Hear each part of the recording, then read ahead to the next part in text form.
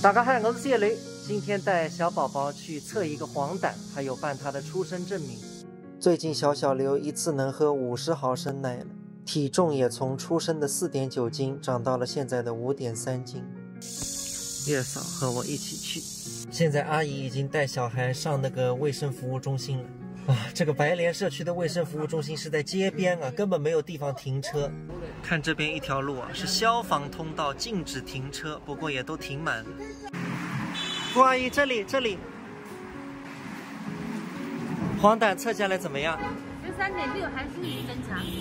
13.6啊？还属于正常。今天是他出医院的第7天，月嫂说现在对他来说这个数值还好，但是如果下周不退的话，要去医院里看了。因为正常人的黄疸只有5嘛，毕竟是早产的，可能体质方面差一点，只能后天来补。现在我出发去买月子餐，今天终于可以开荤了，给他买一条鲈鱼回来。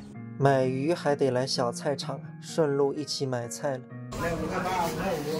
老板拿个包菜，对，可以，再拿3根胡萝卜，买点苋菜。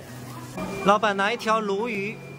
老板年龄和我差不多大，360行，行行出状元。买菜回到家了，每天虽然都很累啊，但是都非常的开心。我觉得一个家庭有了小孩，就像有了盼头，有了阳光。你每天都看着这个小太阳，它越升越高，生活就充满着希望。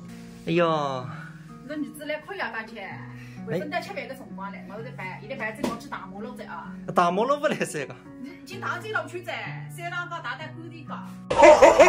现在去医院给小孩办这个出生证明，小孩的名字是至关重要的。这几天我和镜子也是反复商量，也看了大家的留言和评论。之前我们是想取刘宇恒，但是大家说名字取得太大，怕压不住。然后我们就托香港的朋友又去黄大仙那边找了那个2仙。上次不是他帮我们算的南海吗？那这次测个名字，我和他说我们特别喜欢刘宇恒这个名字，但是能不能稍微改动一下？后来大仙说因为今年是属兔子的嘛，刘宇恒当中没有草字头不行，然后宇恒2个字保留1个就行，因为都是很大的，真怕压不住，所以保留宇宙的宇，恒星的恒改为衡山的衡，上面加一个草字头，那个恒好像是一种非常坚韧的植物，希望小孩子以后品质坚强。大仙就是大仙，这个名字这样一改，我和镜子还有我妈妈丈母娘他们都觉得非常好。不过也不贵啊，上次算个命30块钱，这次取个名字也30块，这个价格啊比苏州玄妙馆门口那个算命先生便宜。患者服务中心，身份证正反面，复印一下身份证。办得很快啊，前后不过5分钟。刚到家，一步不能歇，顶着大太阳出去买菜。